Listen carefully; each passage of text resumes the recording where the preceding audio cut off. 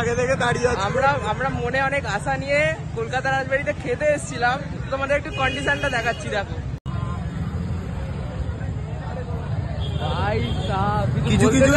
কিছু কিছু জন তো এক সপ্তাহ আগে থেকে লাইন দিয়ে দাঁড়িয়ে আছে। আজকে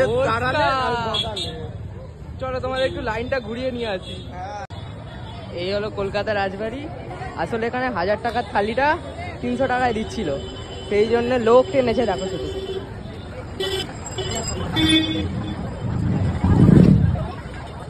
এই যে মোড় এলো, মোড়েও কিন্তু লাইন শেষ নয়, এখনো আছে, ওই লাইন ঘুরছে।